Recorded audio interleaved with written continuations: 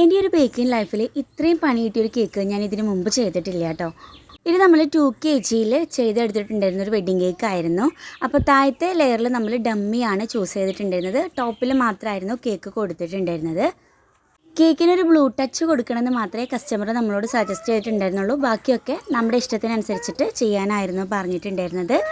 എപ്പോഴും നമ്മൾ toll cake ചെയ്താലാണല്ലോ look എന്ന് വിചാരിച്ചിട്ട് ഡമ്മി നമ്മൾ 8 ഇഞ്ച് സൈസിലും ടോപ്പിലെ കേക്ക് നമ്മൾ 6 ഇഞ്ചിൻ്റെ സൈസിലും ആയിരുന്നു എടുത്തിട്ടുണ്ടായിരുന്നത്. ഈ ഒരു സൈസിൽ കേക്ക് ചെയ്തതുകൊണ്ട് തന്നെ അത്യാവശ്യം ഹൈറ്റ് നമ്മുടെ കേക്കിന് ഉണ്ടായിരുന്നു കേട്ടോ. പക്ഷേ പണി കിട്ടിയത് ഇവിടെ ഒന്നല്ല, എല്ലാ ഫിനിഷിംഗ് വർക്കുകളും കഴിഞ്ഞ് നമ്മളിത് സ്റ്റാക്ക് ചെയ്യുന്ന സമയത്താണ് ഇതിന് പണി കിട്ടിയത്. സ്പാച്ചുല കേക്കിനകത്ത് കുടുങ്ങിപ്പോയി. അത് വലിച്ചെടുക്കുന്ന സമയത്ത് ഉള്ളിൽ നിന്ന് വലിയൊരു കഷ്ണം കേക്കിൻ്റെ പീസ് ഇങ്ങോട്ട് അടർന്നു പോന്നു. പിന്നെ അത് മാനേജ് ചെയ്യാൻ കുറച്ച് ടൈം എടുത്തു കേട്ടോ. വിചാരിച്ച തീം നമ്മുടെ കേക്കിൽ സെറ്റാക്കാൻ പറ്റിയില്ലെങ്കിലും നമ്മൾ അഡ്ജസ്റ്റ് ചെയ്ത് ഈ ഒരു തീമിലായിരുന്നു നമ്മുടെ കേക്ക് സെറ്റ് ചെയ്തത്. അപ്പോൾ എങ്ങനെയുണ്ടെന്ന് നിങ്ങൾ പറയണേ.